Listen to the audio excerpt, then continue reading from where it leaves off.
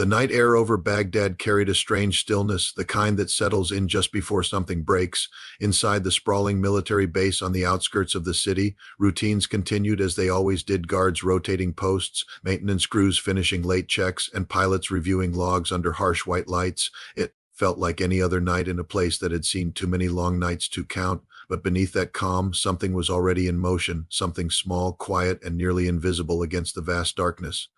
Far beyond the perimeter walls, where the city lights began to thin and shadows took over, a faint mechanical hum cut through the silence. It wasn't loud enough to trigger immediate alarm, not distinct enough to stand out against the usual background noise of generators and distant traffic, but it was there, moving steadily, deliberately, closing the distance. Inside one of the hangars, a U.S. Black Hawk helicopter sat ready, its dark silhouette framed by overhead beams and the dull glow of security lights. The aircraft had seen countless missions, countless hours in the air over terrain both hostile and uncertain. Tonight it was grounded, its blades still, its systems powered down, but never fully asleep. Nearby, a small crew worked through routine checks, their movements calm, practiced, almost automatic.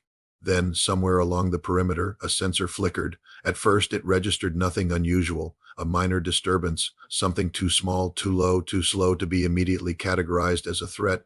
In a region where birds, debris, and environmental interference constantly triggered false alerts, it was easy to dismiss, but the signal didn't fade, it persisted, and it was getting closer. A technician glanced at the monitor, frowning slightly. "Do you see that?" Another leaned in, eyes narrowing. "Probably interference. Or a bird," but even as the words left his mouth, the shape on the screen shifted. It adjusted course, corrected itself, and continued forward with unnatural precision. Birds don't do that. A quiet tension began to build. Across the base, radios crackled softly as routine communications flowed. Nothing urgent, nothing alarming. But in the seconds that followed, those seconds stretched thin by uncertainty, something changed. The hum grew louder. Not loud enough to draw immediate attention from everyone, but enough that those closest to the hangar began to notice. A faint buzzing, like an insect amplified through metal and distance. One of the crew members stepped outside, scanning the sky instinctively. At first, he saw nothing, just darkness, then a flicker, a tiny light. Moving fast, too fast, contact. Incoming. The warning barely had time to form before the night exploded.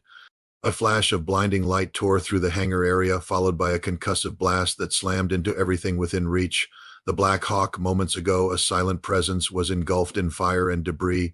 The shockwave rippled outward, shattering glass, rattling structures, and knocking personnel off their feet. For a split second, there was nothing but noise, deafening, overwhelming, total. Then came the ringing silence. Smoke billowed into the air, thick and choking, illuminated by the flickering glow of flames. Alarms began to scream across the base, their piercing tones cutting through the confusion as emergency protocols kicked in. Explosion in the hangar. Explosion in the hangar? Get fire teams moving now. Medical units respond immediately. Voices overlapped, urgent and chaotic, as soldiers scrambled to assess what had just happened. Some ran toward the blast, others took defensive positions, scanning for follow-up threats. Because in a place like this, one attack rarely came alone. The burning wreckage of the helicopter cast long, jagged shadows across the ground. Pieces of metal lay scattered, twisted and broken, remnants of something that had once been a critical asset. The strike had been precise, direct, intentional. And most alarming of all, it had come from above. Was that a rocket? Negative, no launch signature. Then what the hell was it? Eyes turned skyward again, searching the darkness for answers. But the sky offered nothing back. No visible aircraft, no incoming missiles, just emptiness, except it wasn't empty. Because somewhere out there, beyond immediate sight, the threat had already proven something dangerous. It didn't need to be big. It didn't need to be loud. It didn't even need to be seen until it was too late. In the command center, screens lit up with incoming data, radar logs, sensor readings, fragmented footage from security cameras.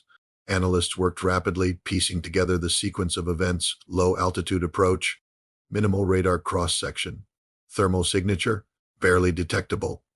Impact pattern suggests drone. The word hung in the air like a realization no one wanted to fully accept. A drone, small, cheap, hard to detect, and devastatingly effective. Single unit, unknown.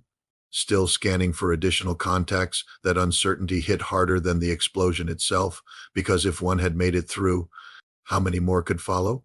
Back outside, firefighting teams battled the blaze, their efforts illuminated by the harsh strobe of emergency lights. Medics moved quickly among the injured, triaging, stabilizing, evacuating. Every second counted, but the scale of the chaos made every action feel slower, heavier. A soldier stood near the edge of the scene, staring at the wreckage. His expression wasn't just shock, it was something deeper, a quiet, unsettling realization. We didn't even see it coming. That was the part that stuck. In modern warfare, there had always been an expectation of warning, radar detection, early alerts, time to react, but this had bypassed all of that. It had slipped through the cracks of even the most advanced defenses and struck with precision that felt almost surgical.